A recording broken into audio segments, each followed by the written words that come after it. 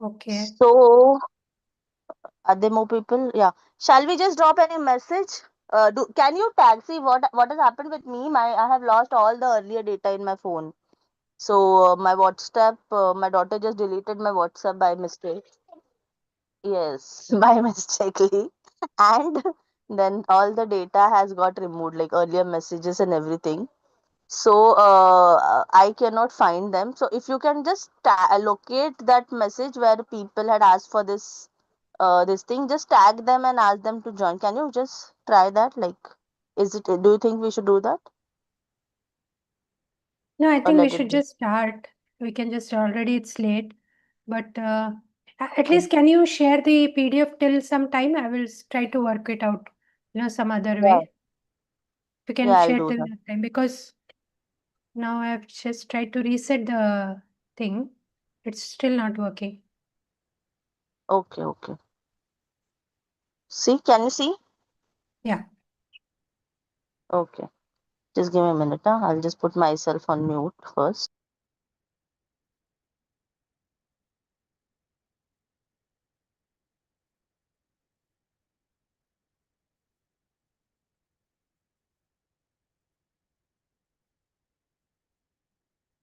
So now that I'm sharing, I won't be able to speak yeah, because yeah, I will have to switch screens to unmute and speak. So you take the lead. I'll just keep scrolling and paying attention to the scroll part, and I'll do whatever I can, like till the time possible. Yeah. yeah.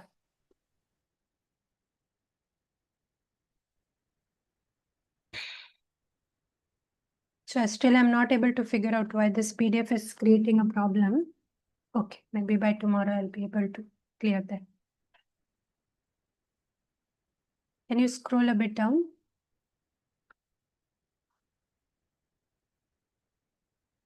Yeah, beyond the contents.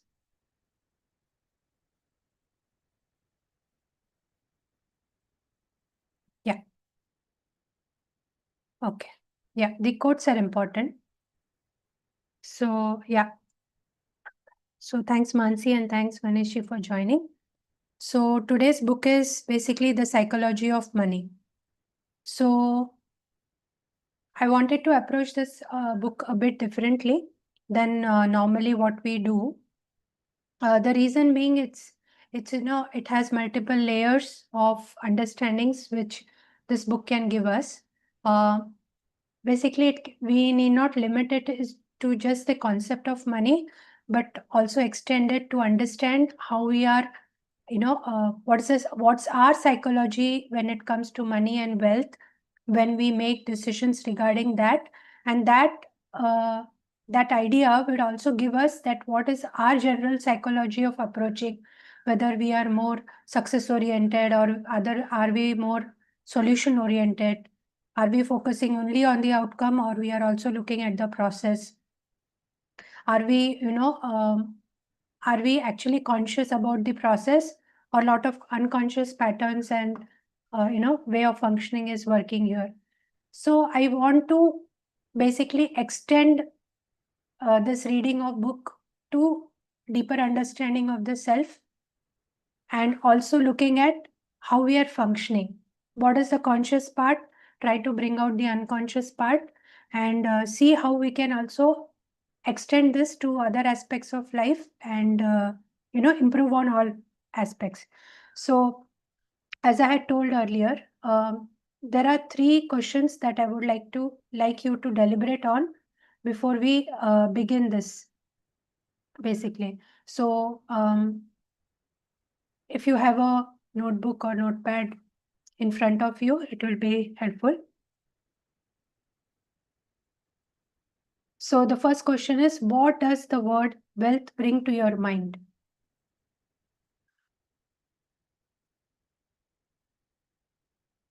Right? There might be an image, there might be a incident, there might be a some someone's voice you might hear. There might be something as a feeling that it generates, and there is something which specific incidents it might bring into your conscious awareness. Second question is, what does money represent to you personally? So again, as we explored the meaning of wealth for you, next is, what does money represent to you personally? So maybe you can note these questions down, and at your leisure, you can spend some time to answer this. Yeah. Third is, what is one belief I carry about money from my childhood? I'll repeat. What is one belief I carry about money from my childhood? Right?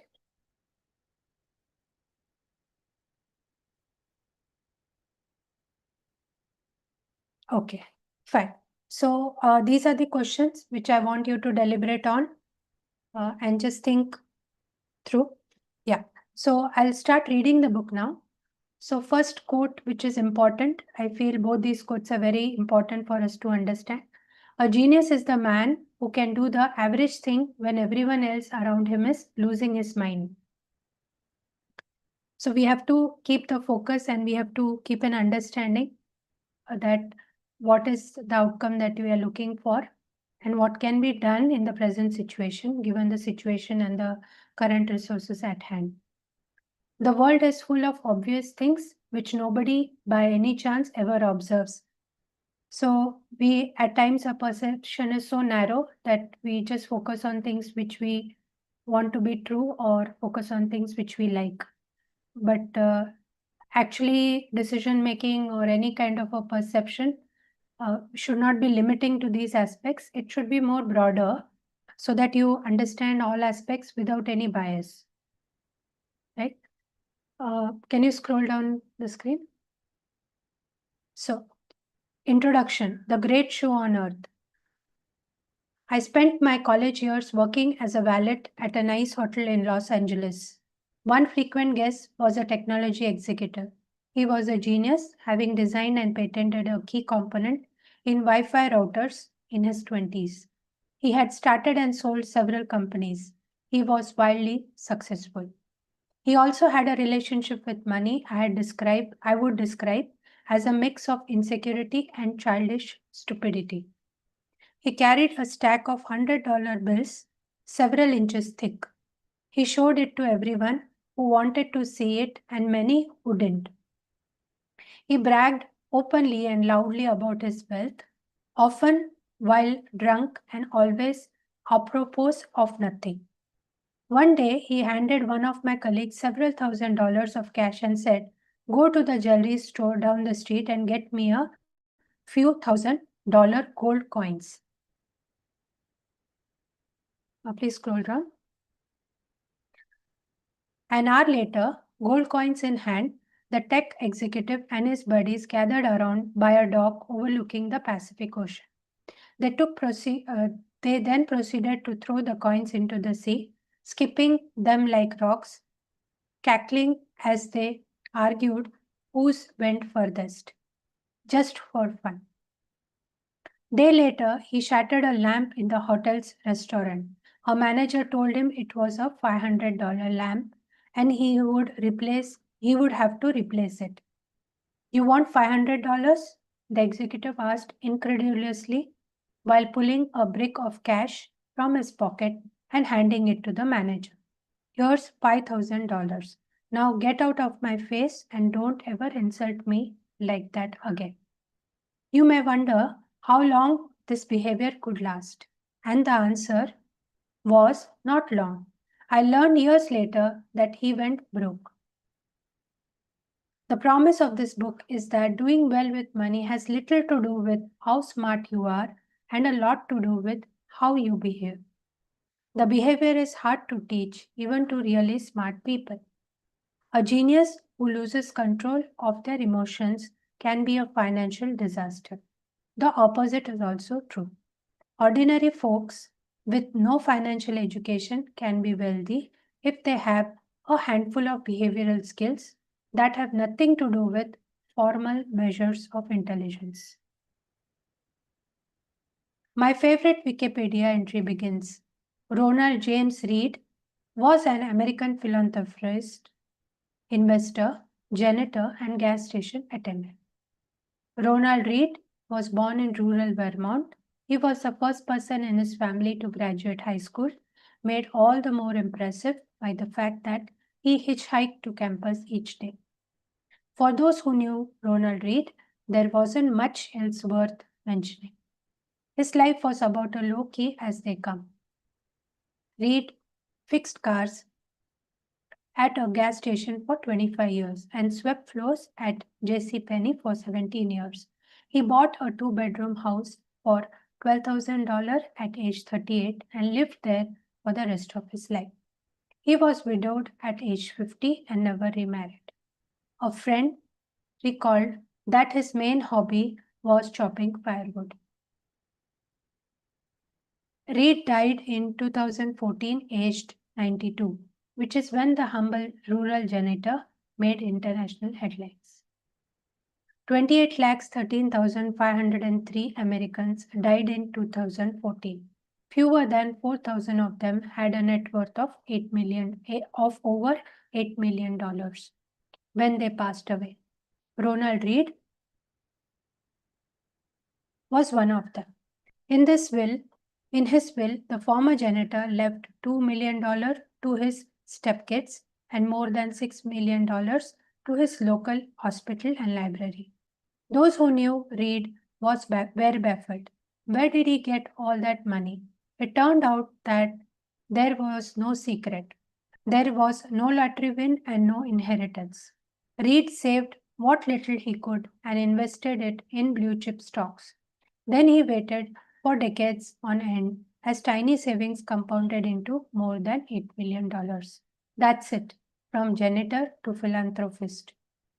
A few months before Ronald Reed died, another man named Richard was in the news. Richard Fuscon was everything Ronald Reed was not, a Harvard-educated Merrill Lynch executive with an MBA. Fuscon had such a successful career in finance that he retired in his 40s to become a philanthropist. Former Merrill CEO David Komensky praised. Can you scroll down? Praised Fuscon's business savvy, leadership skills, sound judgment, and personal integrity. Crane's Business magazine once included him in a 40 under 40 list of successful business people. But then, like the gold coin skipping tech executive, everything fell apart. In the mid 2000s, Fuscon borrowed heavily to expand an 80,000 square foot home in Greenwich, Connecticut that had 11 bathrooms, 2 elevators, 2 pools, 7 garages, and cost more than $90,000 a month to maintain. Then the 2008 financial crisis hit. Please scroll down.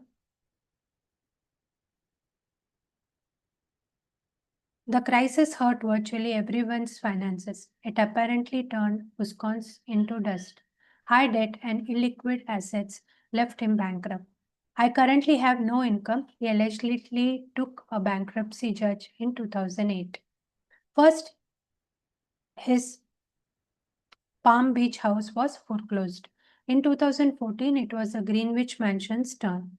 5 months before Ronald Read left his fortune to charity, Richard Fuscon's home, where guests recall that thrill of dining and dancing atop a see-through covering on the house indoor swimming pool, was sold in a foreclosure auction for 75% less than an insurance company figured it was worth.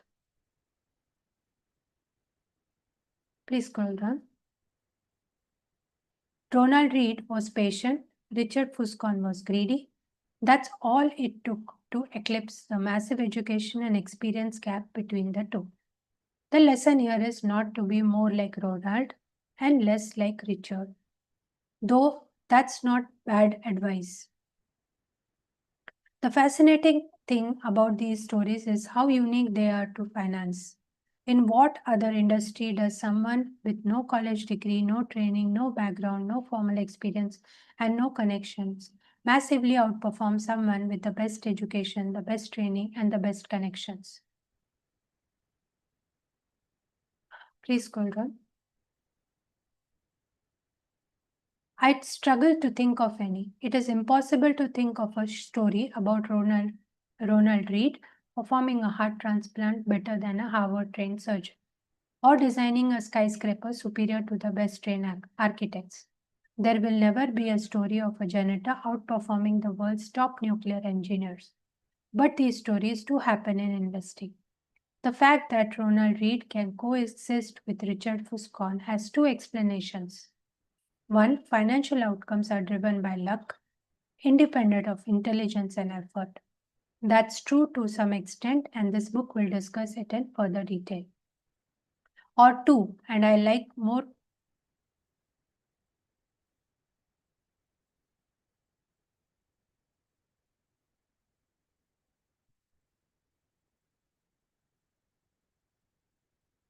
Sorry, my phone just a minute.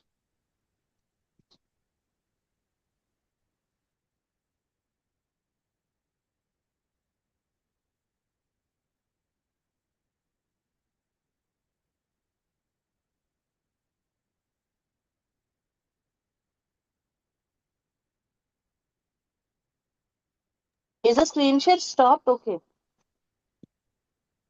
Can someone share, please? I think I'm having some problems. I'll try now. Once more, 1 minute. I've Yeah. again downloaded the PDF, 1 minute. Yeah. My phone just went off. Yeah, I'm just as well. trying to open it, 1 minute. Let me know, otherwise I'll check.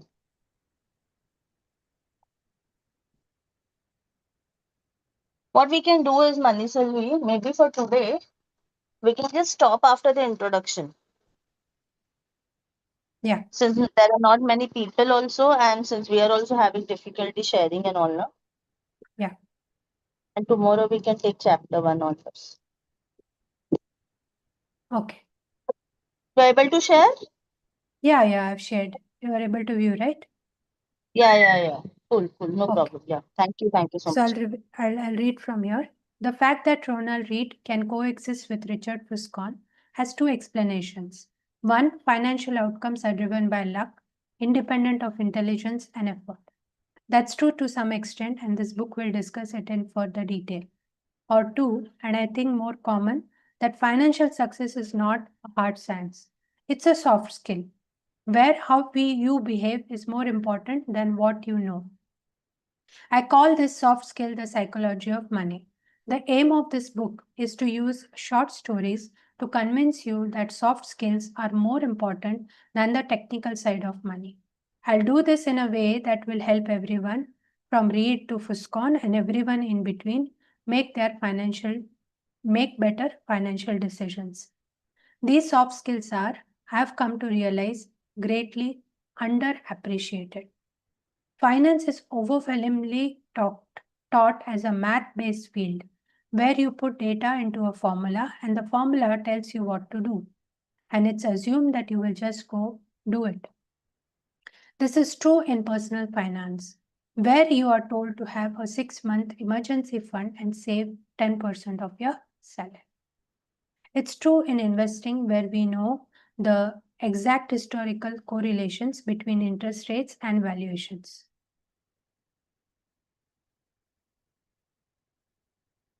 And it's true in corporate finance, where CFOs can measure the precise cost of capital. It's not that any of these things are bad or wrong. It's that knowing what to do tells you nothing about what happens in your head when you try to do it.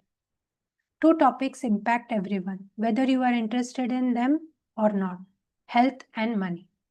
The healthcare industry is a triumph of modern science while with rising life expectancy across the world. Scientific discoveries have replaced doctors' old ideas about how the human body works, and virtually everyone is healthier because of it. The money industry, investing, personal finance, business planning is another story. Finance has scooped up the smartest minds coming from top universities over the last 2 decades. Financial engineering was the most popular major in Princeton School of Engineering a decade ago. Is there any evidence it has made us better investors? I have seen none. Through collective trial and error over the years, we learned how to become better farmers, skilled plumbers, and advanced chemists. But has trial and error taught us to become better with our personal finances? Are we less likely to bury ourselves in debt? More likely to save for a rainy day? Prepare for retirement? Have realistic views about what money does and doesn't do to our happiness? I have seen no compelling evidence. Most of the reason why I believe is that we think about and are taught about money in ways that are too much like physics, with rules and laws, and not enough like psychology, with emotions and nuance. And that to me is as fascinating as it is important. Money is everywhere, it affects all of us and confuses most of us. Everyone thinks about it a little differently. It offers lessons on things that apply to many areas of life, like risk, confidence, and happiness. Few topics offer a more powerful magnifying glass that helps explain why people behave the way they do than money. It is one of the greatest shows on earth. My own appreciation for the psychology of money is shaped by more than a decade of writing on the topic. I began writing about finance in early 2008. It was the dawn of a financial crisis and the worst recession in 80 years. To write about what was happening, I wanted to figure out what was happening. But the first thing I learned after the financial crisis was that no one could accurately explain what happened or why it happened, let alone what should be done about it. For every good explanation, there was an equally convincing rebuttal. Engineers can determine the cause of a bridge collapse because there's agreement that if a certain amount of force is applied to a certain area, that area will break. Physics isn't controversial, it's guided by laws. Finance is different, it's guided by people's behaviors. And how I behave might make sense to me, but look crazy to you. The more I studied and wrote about the financial crisis, the more I realized that you could understand it better through the lenses of psychology and history, not finance. To grasp why people bury themselves in debt, you don't need to study interest rates. You need to study the history of greed, insecurity, and optimism. To get why investors sell out at the bottom of a bear market, you don't need to study the math of expected future returns. You need to think about the agony of looking at your family and wondering if your investments are imperilingly their future. I love Voltaire's observation that history never repeats itself, man always does. It applies so well to how we behave with money. In 2018, I wrote a report outlining 20 of the most important flaws, biases, and causes of bad behavior I have seen affect people. I have seen affect people when dealing with money. It was called The Psychology of Money, and over 1 million people have read it. This book is a deeper dive into the topic. Some short passages from the report appear unaltered in this book. What you are holding in 20 chapters, each describing what I consider to be the most important and often counterintuitive features of the psychology of money. The chapters revolve around a common theme but exist on their own and can be read independently. It's not a long book, you are welcome. Most readers don't finish the books they begin because most single topics don't require 300 pages of explanation. I would rather make 20 short points, you finish them, one long one you give up on. I would rather make 20 short points you finish than one long one you give up on. On we go. So now is chapter number 1, No One's Crazy. So Mansi, what say? We go on forward or we just Yeah, stop we here? can, we can. You can share, na? So because I have a chaos over here. So No me problem. from sharing and everything was a problem. If you can do that, we can go on. Okay, anyone would like to read?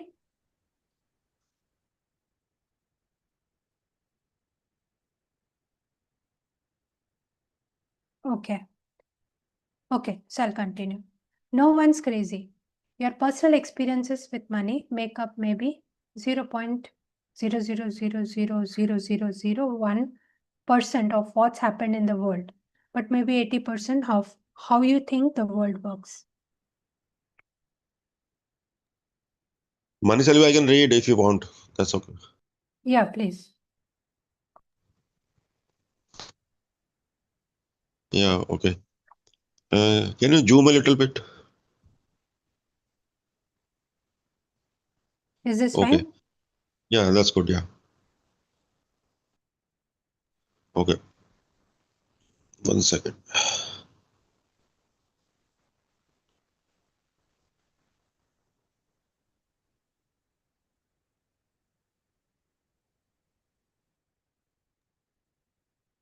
Yeah, let me tell you about a problem. It might make you feel better about what you do with your money and less judgmental about what other people do with theirs. People do some crazy things with money, but no one is crazy. Here is the thing. People from different generations, raised by different parents who earned different incomes and held different values in different parts of the world, born into different economies, experiencing different job markets with different incentives and different degree of luck, learn very different lessons. Everyone has their own unique experience with how the world works. And what you have experienced is more compelling than what you learn secondhand. So all of us, you, me, everyone, go through life anchored to a set of views about how money works that vary wildly from person to person. What seems crazy to you might make sense to me. Can you scroll down? Yeah. The person who grew up in poverty thinks about risk and reward in the ways the child of a wealthy banker cannot fathom if he tried. The person who grew up when inflation was high experienced something the person who grew up with stable prices never had to. The stockbroker who lost everything during the Great Depression experienced something the tech worker basking in the glory of the late 1990s can't imagine. The Australian who has not seen a recession in 30 years has experienced something no American ever has. On and on. The list of experience is endless. You know stuff about money. You know stuff about money that I don't, and vice versa. You go through life with different beliefs, goals, and forecasts than I do. That is not because one of us is smarter than the other or has better information. It is because we have had different lives shaped by different and equally persuasive experiences. Yeah. Your personal experience with money make up maybe 0.00001% of what has happened in the world, but maybe 80% of how you think the world works. So equally, smart people can disagree about how and why recession happens, how you should invest your money, what you should prioritize, how much risk you should take, and so on. In his book on 1930s America, Frederick Lewis Allen wrote that the Great Depression marked millions of Americans inwardly for, scroll down please, for the rest of their lives. There was a range of experiences. 25 years later, as he was running for president, John F. Kennedy was asked by a reporter what he remembered from the Depression. He remarked, I have no first-hand knowledge of the Depression. My family had one of the great fortunes of the world, and it was worth more than ever then. We had bigger houses, more servants. We traveled more. About the only thing that I saw directly was when my father hired some extra gardeners just to give them a job so they could eat. I really did not learn about the Depression until I read about it at Harvard. This was a major point in the 1960 election.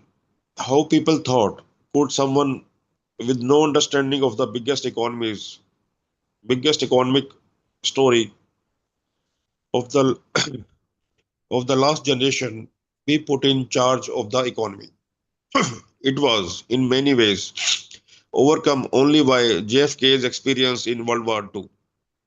That was the other most widespread emotional experience of the previous generation, and something his primary opponent, Hubert Humphrey, did not have. The challenge for us is that no amount of studying or open-mindedness can genuinely recreate the power of fear and uncertainty. I read it again. That sorry. Okay.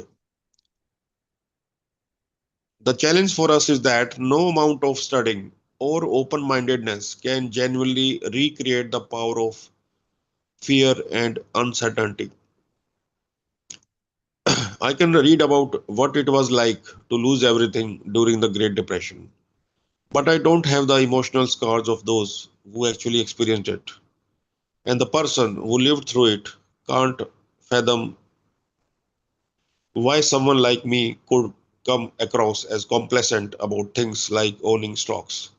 We see the world through a different lens.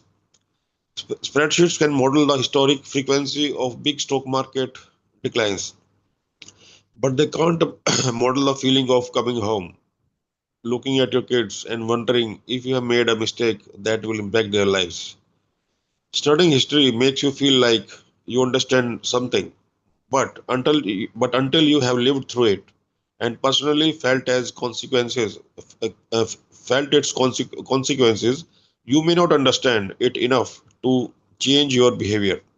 Scroll down, please. We all think we know how the world works, but we have all only experienced a tiny sliver of it.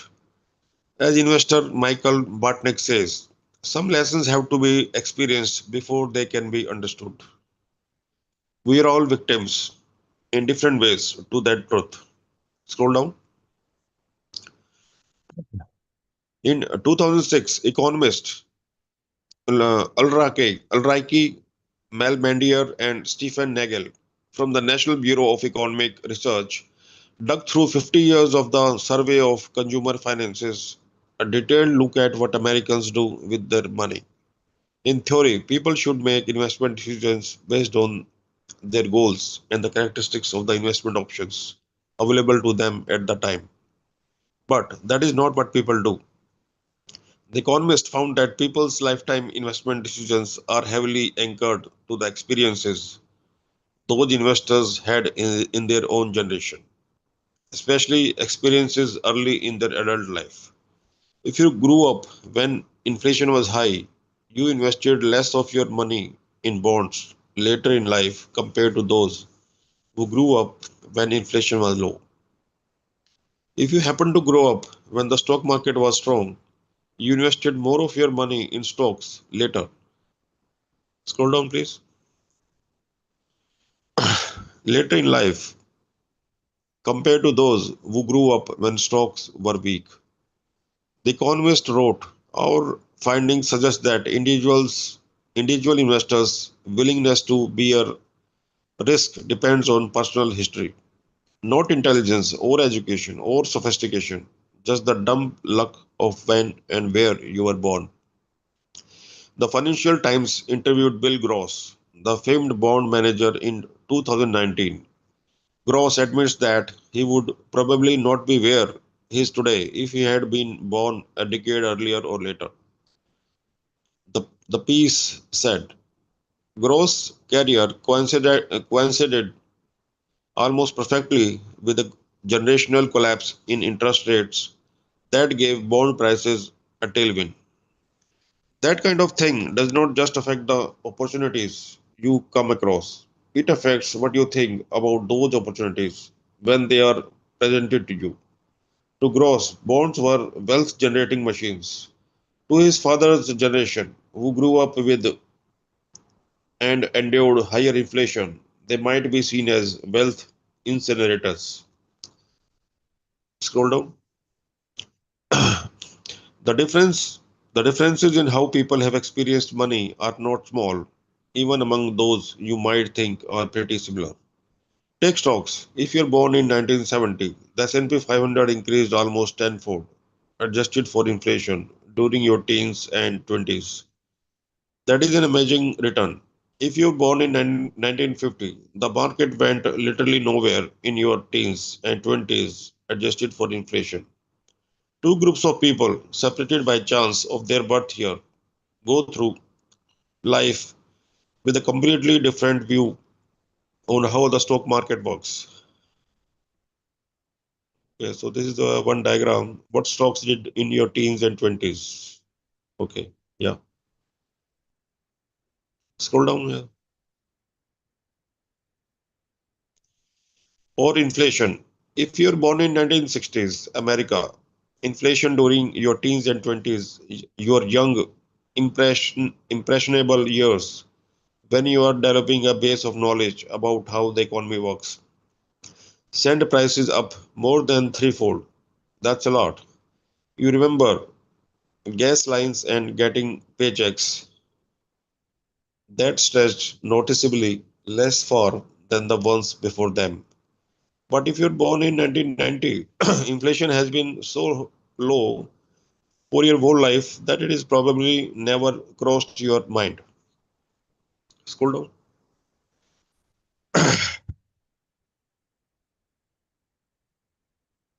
Okay. America's nationwide unemployment in November 2009 was around 10%. But the unemployment rate for African Americans male ages, one second, 16 to 19 without a high school diploma was 49%. For Caucasian, for Caucasian females over age 45 with a college degree, it was 4%. Local stock markets in Germany and Japan were wiped out during World War II. Entire regions were bombed out. At the end of the war, German farms only produced enough food to provide the country's citizens with 1,000 calories a day. Compare that to the US, where the stock market more than doubled from 1941 through the end of 1945, and the economy was the strongest it had been in almost 2 decades. No one should expect members of these groups to go through the rest of their lives thinking the same thing about inflation, or the stock market, or unemployment, or money in general. No one should expect them to respond to financial information the same way. No one should assume they are influenced by the same, scroll down, same incentives. No one should expect them to trust the same sources of advice. No one should expect them to agree on what matters, what is worth it, what is likely to happen next, and what the best path forward is.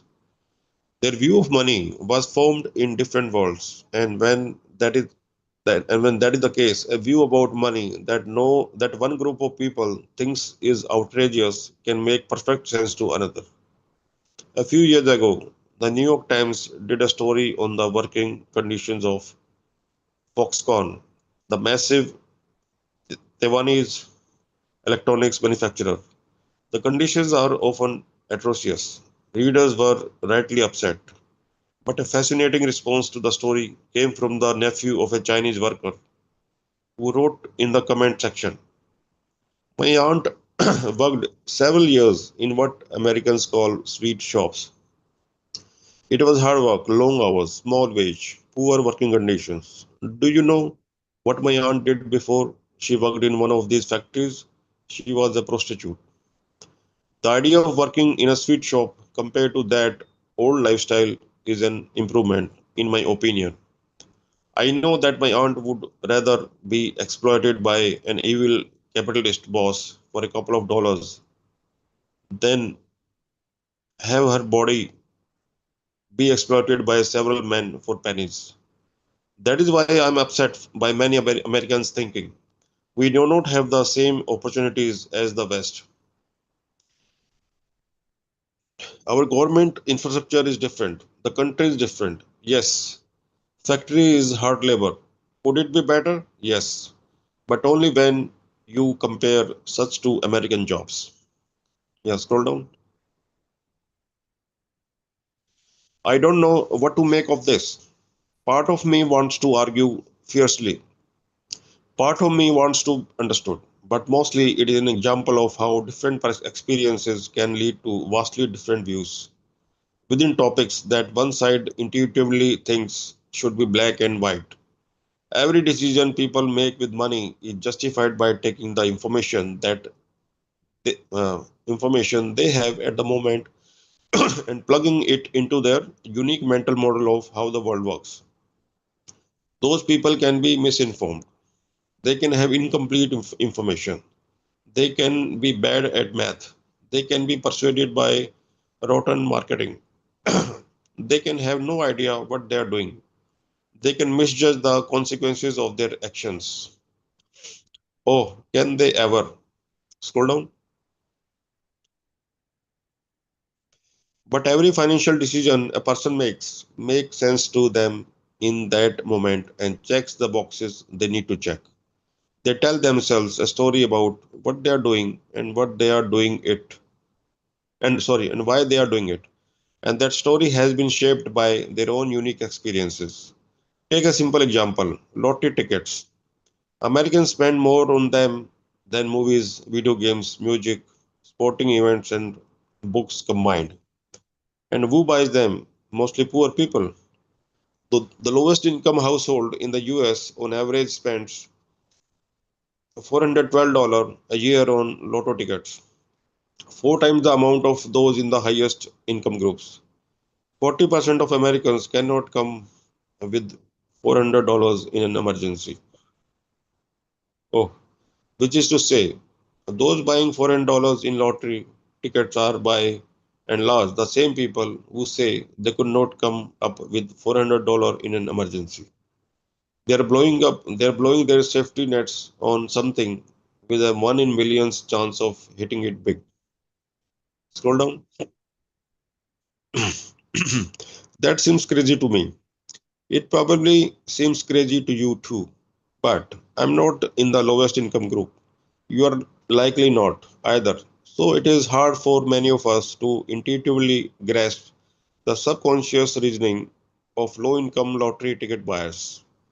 But strain a little and you can imagine it going something like this. We live paychecks to paycheck and saving seems out of reach. Our prospects for much higher wages seem out of reach. We can't afford nice vacations, new car, health insurance, or homes in safe neighborhoods. We can't put our kids through college without crippling debt. Much of the stuff you people who read finance books either have now or have a good chance of getting. We don't. Buying a lottery ticket is the only time in our lives we can hold a tangible dream of getting the good stuff that you already have and take for granted. We are paying for a dream, and you may not understand that because you are already living a dream. That is why we buy more tickets than you do. You don't have to agree with this reasoning. Buying lotto tickets when you are broke is still a bad idea. But I can kind of understand why lotto tickets sales persist. And that idea, what you are doing seems crazy, but I kind of scroll down. But I kind of understand why you are doing it. Uncovers the root of many of our financial decisions. Few people make financial decisions purely with a spreadsheet. They make them at the dinner table or in a company meeting. Places where personal history, your own unique view of the world, ego, pride, marketing, and odds incentives are scrambled together into a narrative that works for you. Scroll down. Another important point that helps explain why money decisions are so difficult and why there is so much misbehavior is to recognize how new this topic is. Money has been around a long time. King Elatus of Lydia, now part of Turkey, is thought to have created the first official currency in 1600 BC. But the modern foundation of money decisions, saying and investing, is based around concepts that are practically infants. Take retirement. At the end of 2018, there was $27 trillion in US retirement accounts, making it the main driver of the common investor's saving and investing decisions. But the entire concept of being entitled to retirement is at most two generations old. Before World War II, most Americans worked until they died. That was the expectation and the reality. The labor force participation rate of men aged 65 and over was above 50% until the 1940s. Scroll down. So this is a graph for the labor force participation for the ages like this.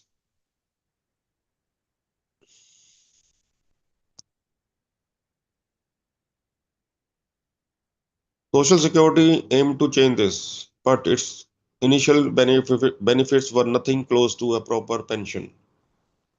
When Ida May Fuller cashed the first Social Security check in 1940, it was for $22.54 or 416, adjusted for inflation. It was not until the 1980s that the average Social Security check for retirees exceeded $1,000 a month, adjusted for inflation. More than a quarter of Americans over age 65 were classified by the Census Bureau as living in poverty until the late 1960s. There is a widespread belief along the lines of everyone used to have a private pension, but this is widely exaggerated. The Employee Benefit Research Institute explains only a quarter of those aged 65 or older had pension income in 1975. Among that lucky minority, only 15% of the household income came from a pension.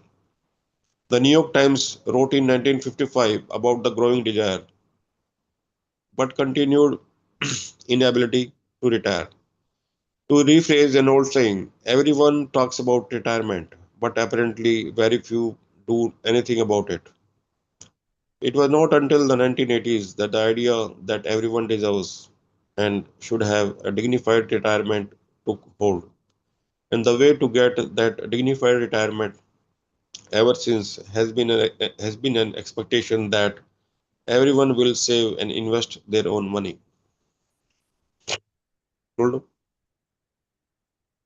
Let me reiterate how new this idea is. The four the four 401k, the backbone saving vehicle of American retirement, did not exist until 1978. The Roth era was not born until 1998. If it were a person, it would be barely old enough to drink. It should surprise no one that many of us are bad at saving and investing for retirement. We are not crazy, we're all just newbies. Same goes for college. The share of Americans over age 25 with a bachelor degree has gone from less than 1 in 20 in 1940 to 1 in 4 by 2015. The average college tuition over that time rose more than fourfold adjusted for inflation. Something so big and so important hitting society so fast explains why, for example, so many people have made poor decisions with student loans over the last 20 years. There is not decade there is not decades of accumulated experiences to even attempt to learn from. We are winging it. You know the meaning of winging by chance, Manisalvi?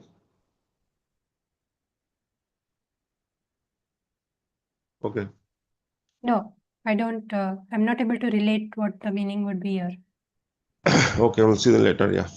Same for index funds, which are less than 50 years old, and hedge funds, which did not take off until the last 25 years. Even widespread use of consumer debt, mortgages, credit cards, and car loans did not take off until after World War II, when the GI Bill made it easier for millions of Americans to borrow. Dogs were domesticated 10,000 years ago and still retain some behavior of their wild ancestors. Yet here we are, with between 20 and 50 years of experience in the modern financial system, hoping to be perfectly acclimated for a topic that is so influenced by emotion versus fact. This is a problem, and it helps explain why we don't always do what we are supposed to do with money. We all do crazy stuff with money because we are all relatively new to this game, and what looks crazy to you might make sense to me. But no one is crazy. We all make decisions based on our own unique experiences that seem to make sense to us in a given moment. Now, let me tell you a story about Bill Gates, about how Bill Gates got rich. Scroll down. Luck and So risk.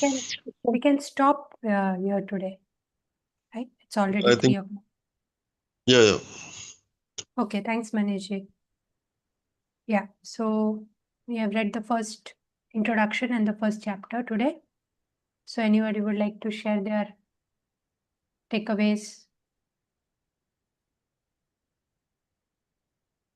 Yeah, so my takeaway is that, uh,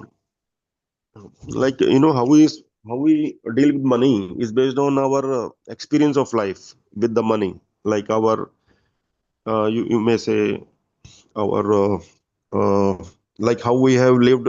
Well, that is more of a psychology. How we have experienced life uh, so far from childhood till today. So it's not about like education or so many talent and things like that, because money is something, that psychology plays a very important role in that. So I think like how we have lived our life so far determine how we deal with the money, and it is less to do with the education or talent or anything else. Yeah, but I think if we change our psychology with money, like how we spend our money in day-to-day life, and I think it makes uh, so much sense, like how we can invest and how much we can earn out of it, because it's all about I think if I relate that to like law of attraction, right? If we always think that, oh, I don't have money, I'll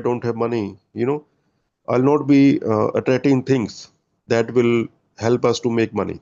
But if I feel that, okay, yes, money, just doing those affirmations and all those things, like, yes, money is easy to come, and you keep your uh, psychology about money, that okay, uh, if I'm disciplined, or if I'm doing if I can change my psychology around money, then I can also earn the money that I intend to do. So basically it's all about psychology, like how you think, how you behave, and how you act, basically.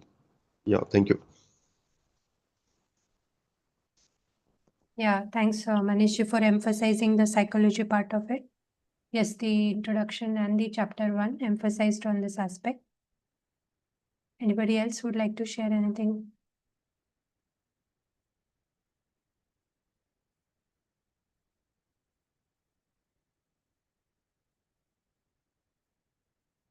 Okay. So actually, I remember a Zen story here.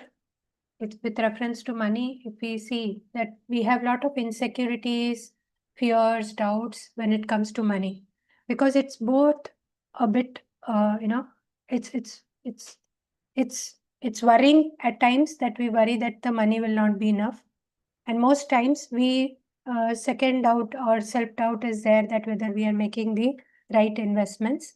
Yes, we do make a thorough study of things, but still there is some self doubt that lingers, because the risk is always there. When I say risk, I think it is more elaborated or talked upon in the next chapter. But I just wanted to make a passing reference, is that since the outcome is not in our hands, we can only play to the best of whatever seems to be possible, and given the circumstances, we can only make the best choice possible. So this reminds me of uh, a Zen story, in which there is a young merchant who is like, He's an upcoming businessman with lot of competition, and he always seems to be progressing, but he also has a fear at the back of the mind that he might lose his fortune. So this fear is making him restless, and then he goes up to a Zen master and requesting him to, give him some kind of an advice so that he can help him out of this situation. He says that I work day and night and I keep on having this fear of losing my wealth, which is not allowing me to be at peace with whatever I do, be happy around things, and even sleep at night. So, how do I handle this? So, the master just smiled, the Zen master smiled, and he just took him to the nearby river where a group of children were playing. And these children were actually throwing stones in the water and chasing fish. So basically, they were trying to get some food there. The clothes seemed to be torn and their bellies seemed to be empty because they didn't have food. But the joy in the faces, the calm in the faces were something which was noticeable. So the Zen master asked, "Do these children look poor to you?" The merchant hesitated. "They have nothing. Seemingly they don't, yet they look richer than me." So the master picked up a smooth stone from the riverbed and placed it in the merchant's hand. And he said that this stone is like your gold. One day the river of time will carry it away. But the wealth in those children's eyes, that is friendship, freedom that they are enjoying right now, the joy that you see, flows from within. So that is it would not depend on the market forces, the competitions, the demand and supply. So the merchant understood this, that, eventually things will be spent. So there is nothing to worry about it. And he had a very good sleep at night.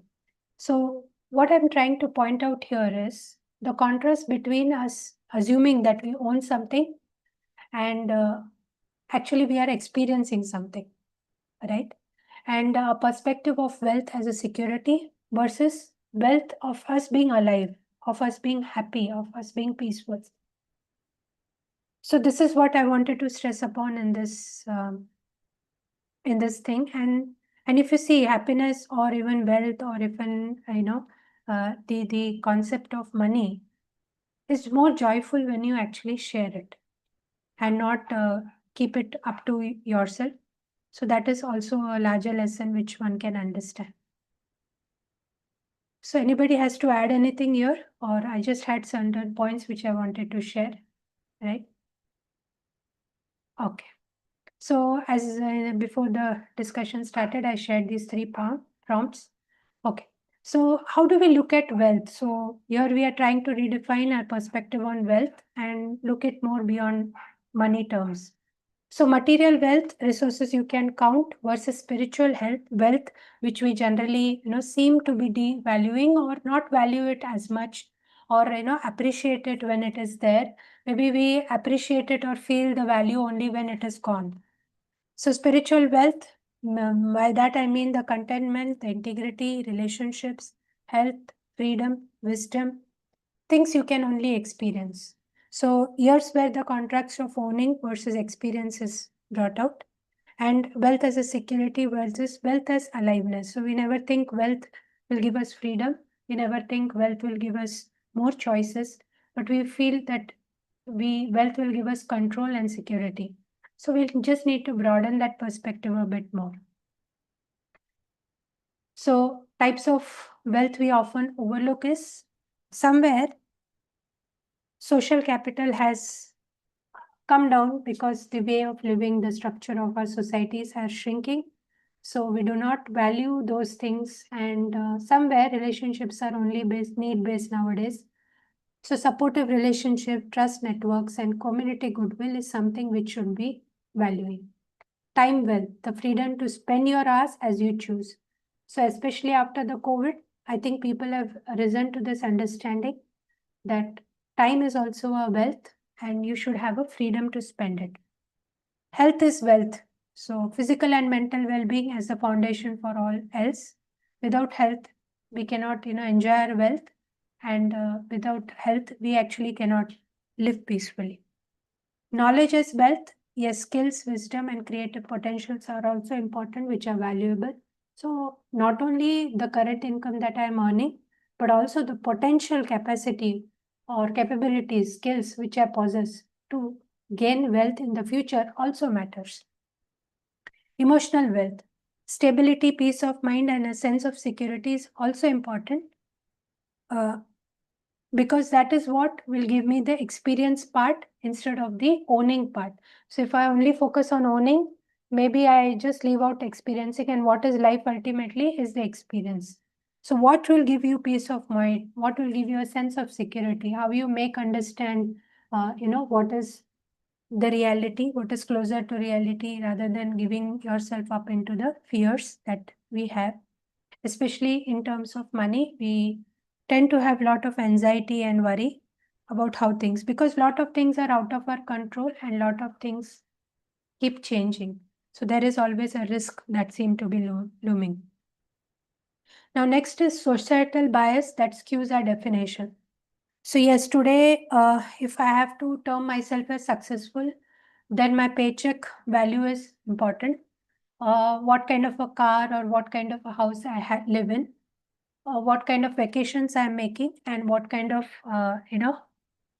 impact I might be creating is all considered to take me as successful or being successful in terms of money, earning money. So there is a lot of media glorification or of visible success, that is luxury goods, high income. But what about experience? Again, the contrast between owning and the experiencing part of it. Cultural conditioning that links self-worth to net worth. So we always seem to be looking at net worth perspective, but what's most important at the end of the day may be self-worth for most of us. Peer comparison driven by social media highlight reels. So we keep comparing based on the DPs that we see, the Instagram reels that one posts, or so that kind of a comparison drives us into not being fulfilled with what we have. So we have to understand how society is impacting our understanding, and also see how do we have to term the definition of money, wealth, success, work for ourselves. Third thing, what this book actually also talks about is the childhood upbringing influences. Of course, it talks about many, many things on the graphs and all that. So whatever, basically, the childhood has a greater impact. The way our parents were thinking has a greater impact, because we tend to borrow that, and the situations or the conditions in we live when we were, young, also impacts a lot of us in making a understanding or how we perceive wealth and money. Now there is so-called middle class mentality that is talked about, especially in India, and how we look at education as the only thing that will bring us out and of all this.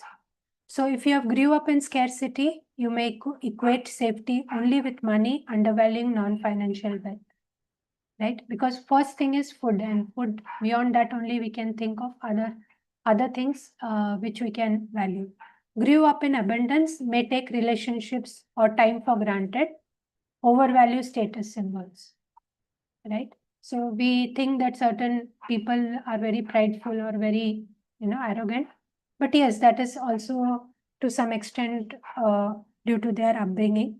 Even in the book, as JF Kennedy also said that, his upbringing was different, so his understanding of depression is slightly different than the experiences others would have had. Witness financial instability may prioritize savings over experiences even at the cost of joy. So if you have had a very unstable childhood as far as financial, so money becomes a very, very important part. Rather, it's a main value which triggers all your decisions, and which also gives you the standard. You have a set standard below which you will not, spend, or beyond which you will not spend, and make all the effort to save. The book also talks about lottery winners. So lottery winners, yes, we have seen that lottery winners win a huge amount, but they are not able to sustain it. So though this luck seems to hit them, but they are not able to sustain that, and somewhere, many of the cases we find in the news that they are ultimately bankrupt and they are not being able to invest that properly for sustained, for sustenance actually for a longer time. Also, COVID, if you see, COVID, I would say has been a very, very, very important part of at least our lives. If we have, had experienced that period, it really changed a lot of things on, especially the market, the way things were sold, the purchased, and the way we looked at living per se. So yes, it has also brought out a lot of innovations in and given ways to different kind of business models, and also made us look at money in a different way. So some business thrived and some went down, but especially Zoom and Amazon, due to the timing and market needs, really soared high because they could adapt, while others collapsed despite similar effort and competence. So yes, if you see, Zoom adapted very well. Amazon, yeah, they really tried to do a lot of things to accommodate the basic need of people. So basically, these things stood out for me today, and that is the reason I wanted to just elaborate a bit on these points where one can think so that they can expand and redefine wealth beyond money. So anybody else would like to share anything, would like to add to what I have just shared?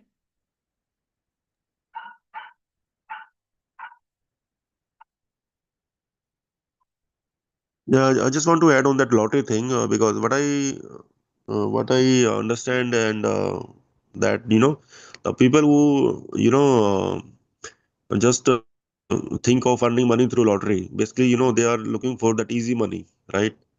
But one also need to have that capacity to use that money in the right way, and that only comes through a proper, you can say, a proper system. So people who don't have money but they just get money through lottery, it can sometimes the money works against them, because they might use money in a bad ways and they might spoil themselves in so many different ways. So I think one should understand that um, we only attract what we are, basically. So and also we can only sustain the money if we have the capacity to handle that money in a proper way.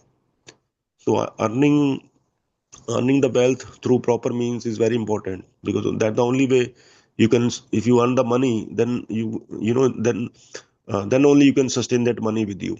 Otherwise you might use that money in some wrong way or something that might affect you in so many other different ways. So I think the perspective is to earn the money in a right way and use it wisely.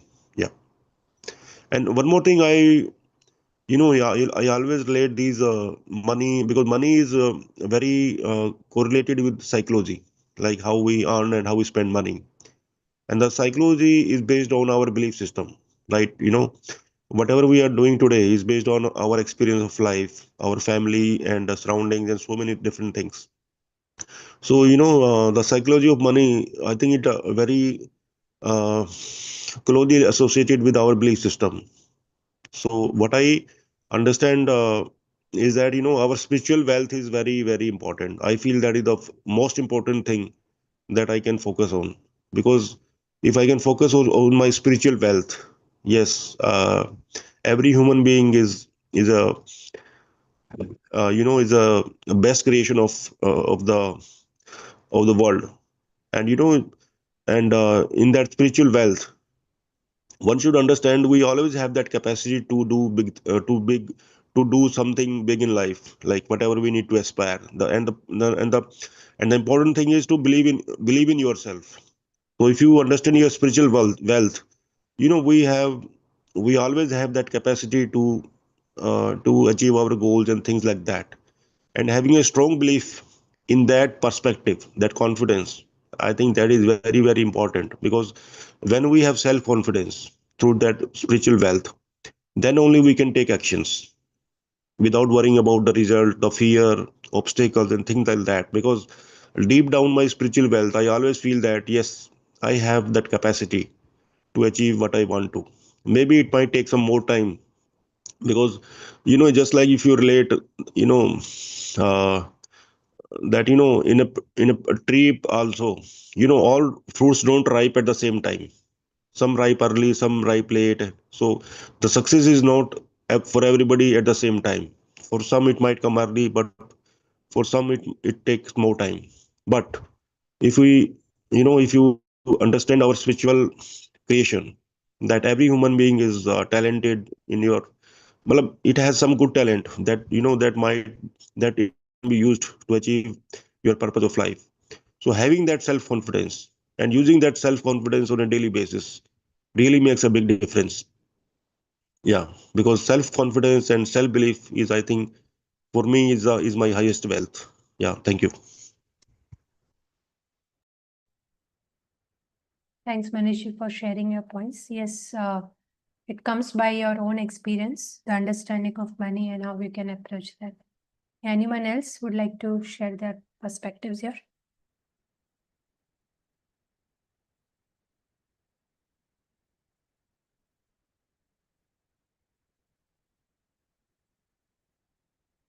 Okay, fine. Then we can call it a day and we can then continue with chapter 2 tomorrow. Yeah, Okay, thank thank you. you, everyone. Thank you, Thank you all. Manisali. Thank you Thank all. you. Yeah, Thank you. bye bye. Thank you. Bye. Bye.